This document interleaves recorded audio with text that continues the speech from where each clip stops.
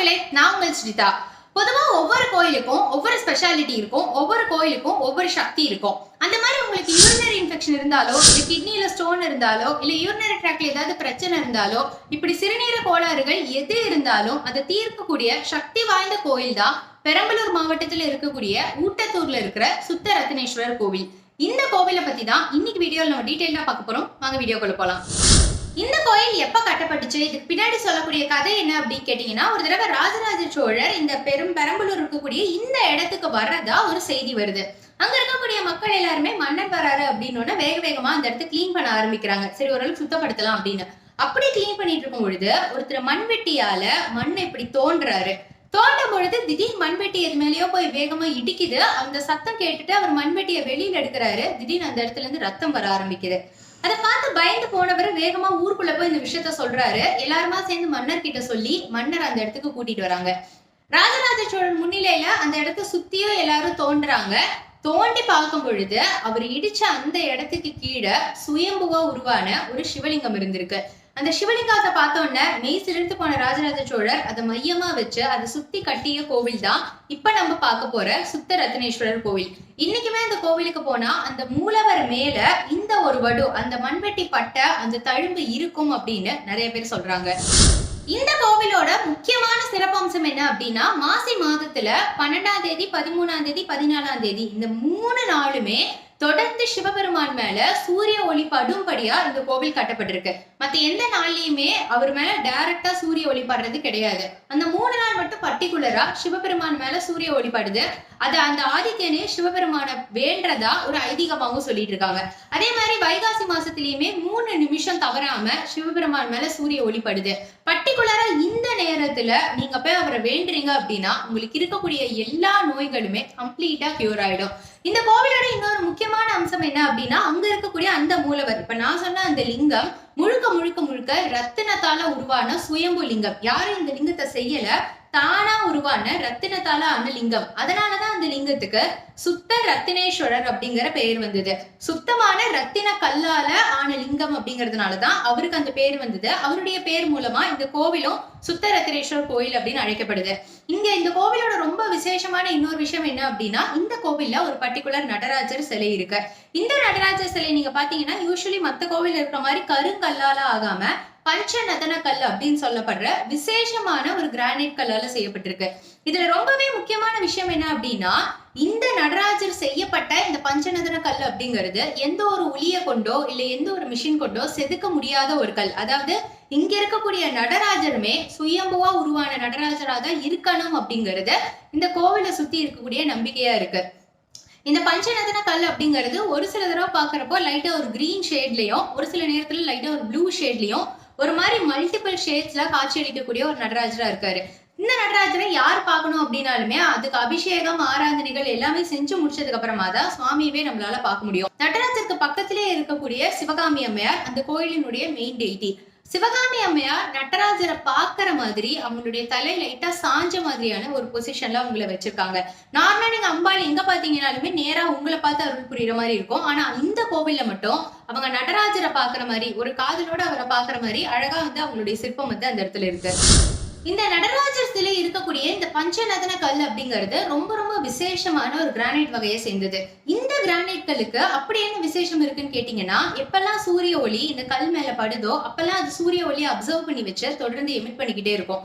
So நீங்க அந்த நடராஜர் முன்னாடி போய் நிக்கிறீங்க அப்படின்னா அந்த சூரிய ஒளியில இருந்து வரக்கூடிய சக்தி உங்களுக்கும் சேரும். இந்த அளவுக்கு விசேஷமான நடராஜர் அப்படிங்கிறதுனாலதான் இந்த கோவில சுத்த ரத்தினேஸ்வரர் கோயில் அப்படின்னு சொல்றதோட சேர்த்து பஞ்சநதன நடராஜர் கோவில்னு சொல்லுவாங்க. அந்த அளவுக்கு இந்த நடராஜர் இந்த கோவில்ல இருக்கிறதே ரொம்ப ரொம்ப விசேஷமான விஷயம். இந்த கிரானைட் கற்களை சேர்ந்த இன்னும் சில வகைகள் என்ன அப்படின்னா, ஆலிங்க நதனம், யாழி நதனம், சிங்க நதனம், யானை நதனம் அப்படின்னு சொல்லி இந்த பஞ்சநதன கற்கள்லயே நிறைய வகைகள் இருக்கு. அந்த கற்கள் எல்லாமே இதே மாதிரியான சூரிய ஒளியை உறிஞ்சக்கூடிய தன்மை கொண்டு ரொம்ப ரொம்ப விசேஷமான கற்கள். அந்த கற்கள்ல எந்த ஒரு லிங்கம், எந்த ஒரு சுவாமி கோவில் இருக்கு அப்படின்னாலும் அந்த கோவில் ரொம்ப ரொம்ப விசேஷமான கோவிலா தான் நிச்சயம் இருக்கும். இது மட்டும் இல்லாம இந்த ஸ்தலத்துக்கு இருக்கக்கூடிய இன்னொரு மிகப்பெரிய பெருமை என்னன்னா, இது ஒரு தேவாரம் பாடல் பெற்ற ஸ்தலம் அப்படிங்கிறது தான். பொதுவா நம்மளுக்கு தெரியும், சைவர்கள்ல நாயன்மார்கள் ரொம்ப ரொம்ப விசேஷமானவங்க. நாயன்மார்கள்ல இருக்கக்கூடிய அப்பர், சுந்தரர், திருஞான சம்பந்தர், மாணிக்கவாசகர் இவங்க 4 பேரும் பாடிய தேவார பாடல்கள்ல என்னென்ன ஸ்தலம்லாம் இருக்கோ அது எல்லாமே தேவாரம் பாடல் பெற்ற ஸ்தலம் அப்படின்னு ரொம்பவே புகழ் வாய்ந்தது. இந்த கோவிலுக்கு சிறுநீரக கோளாறுகளை தீர்க்கக்கூடிய சக்தி இருக்குன்னு சொன்னேனே, அது எப்படி அப்படின்னு கேட்டீங்கன்னா, இந்த கோவிலுக்குள்ள போனீங்கன்னா ஒரு வெற்றி வேர் ஒண்ணு தருவாங்க. அந்த வெற்றி வேற நீங்க 48 துண்டுகளா பிரிச்சு அந்த வெற்றி வேற முதல்ல ஒரு மாலையா கோர்க்கணும். கோத்ததுக்கு அப்புறமா நான் சொன்ன அந்த நடராஜருக்கு அந்த வெற்றி வேர் மாலையை சார்த்தி அங்க அபிஷேக ஆராதனைகள் வழிபாடுகள்லாம் முறிகிற வரைக்கும் வெயிட் பண்ணிட்டு இருந்து அந்த வெற்றி வேர் மாலையை நீங்க சாத்தினதை அவங்க திருப்பி கொடுப்பாங்க. அதை நீங்க வாங்கிக்கணும். வாங்கிட்டு வந்து அந்த கோவிலுக்குள்ளேயே பிரம்ம தீர்த்தம் அப்படின்னு சொல்லி ஒரு கிணறு ஒண்ணு இருக்கும். அது பழங்கால கிணறு, ரொம்ப வருஷங்களா அங்க இருக்கக்கூடிய ஒரு கிணறு. ரொம்ப ரொம்ப முக்கியமான விஷயம் என்ன அப்படின்னா, அந்த கிணற்றுல இருக்கக்கூடிய தண்ணி இத்தனை வருஷங்கள் ஆகியுமே கூட கொஞ்சமும் பாசம் பிடிக்காம, கொஞ்சமும் பழசாகாம, என்னைக்குமே ஒருத்தவங்க குடிக்கக்கூடிய நிலைமையில புது நீராவே இன்னைக்கும் அந்த இடத்துல அது இருந்துட்டு இருக்கு. இந்த பிரம்ம தீர்த்தத்துல இருந்து தண்ணி எடுத்துட்டு வந்து உங்க வீட்டுல வச்சு ராத்திரி தினமுமே அந்த வெற்றி வேர் மாலையில இருந்து அந்த ஒரு வெற்றி வேரா எடுத்து ராத்திரி அந்த தண்ணியில அந்த பிரம்ம தீர்த்தத்துல ஊற போட்டு வச்சுட்டு அடுத்த நாள் காலையில நீங்க எழுந்து பல்வேலைக்கு முடிச்ச உடனே வெறும் வயிற்றுல அந்த பிரம்ம தீர்த்தத்தை நீங்க குடிக்கணும்.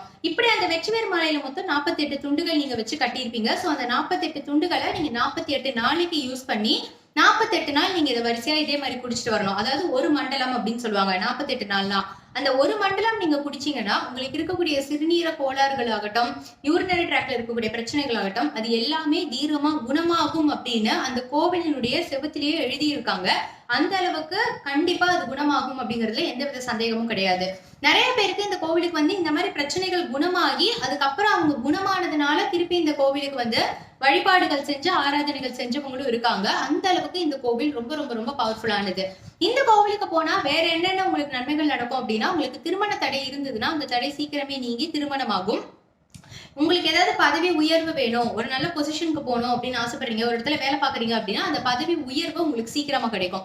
சோ இந்த மாதிரி நிறைய பலன்கள் இந்த கோயிலுக்கு போறதுனால கிடைக்கும். இப்ப நீங்க வாங்கிட்டு போற அந்த வெற்றி வேர் மாலையில இருக்கக்கூடிய 48 துண்டுகள் வெற்றி வேரையும் நீங்க 48 நாள் எடுத்துக்கிறீங்க.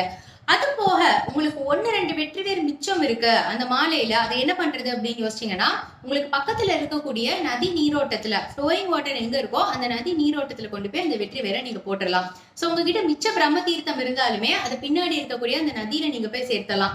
மோஸ்டா நீங்க எடுக்கக்கூடியது அந்த 48 நாளைக்கு சரியா இருக்கும். மிச்சம் ஏதாவது இருந்தது அப்படின்னா குப்பை தொட்டியிலயோ ஷிங்க்லயோ டிச்சலையோ இந்த மாதிரி இடங்கள்ல எல்லாம் போடாம தயவு செஞ்சு அதுக்கு சலுப்பு பார்க்காம நதியில கொண்டு போய் போட்டுருங்க.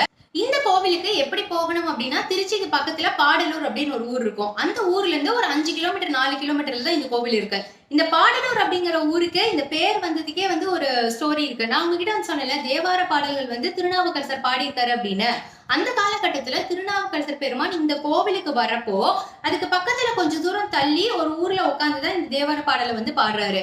அப்படி அவர் பாடின அந்த ஊருக்கு அவர் பாடினதுனாலேயே பாடலூர் அப்படின்னு பேர் வந்ததா ஒரு வரலாற்று வந்து சொல்லப்பட்டிருந்தது. சோ அந்த பாடலூர்ல இருந்து ஒரு 5 கிலோமீட்டர் 4 கிலோமீட்டருக்குள்ளதான் இந்த ஊர் இருக்கு. சோ முடிஞ்சா ஒரு தடவை போய் விசிட் பண்ணிட்டு வாங்க. உடம்புல சிறுநீரக கோளாறுகள் மட்டும் இல்லாம எந்த நோயா இருந்தாலும் அங்க இருக்கக்கூடிய பிரம்ம தீர்த்தம் அதை ஓரளவுக்கு குணப்படுத்துங்கிறதுல சந்தேகமே கிடையாது. சோ மறக்காம ஒரு தடவை முடிச்சா இந்த கோயிலை விசிட் பண்ணுங்க. திருச்சிக்கு பக்கத்துல இருக்கவங்க எல்லாம் கண்டிப்பா முடிஞ்ச அளவுக்கு ஒரு தடவையாவது போயிட்டு வாங்க. திருச்சியில இருக்கவங்க யாரெல்லாம் ஆல்ரெடி இந்த கோயிலுக்கு போயிருக்கீங்க, உங்களுக்கு ஏற்கனவே இந்த மாதிரி உடல் நோய் இருந்து சரியா இருக்கா, உங்களுடைய பர்சனல் எக்ஸ்பீரியன்ஸ் என்ன அப்படிங்கறத மறக்காம கமெண்ட் செக்ஷன்ல வந்து ஷேர் பண்ணுங்க.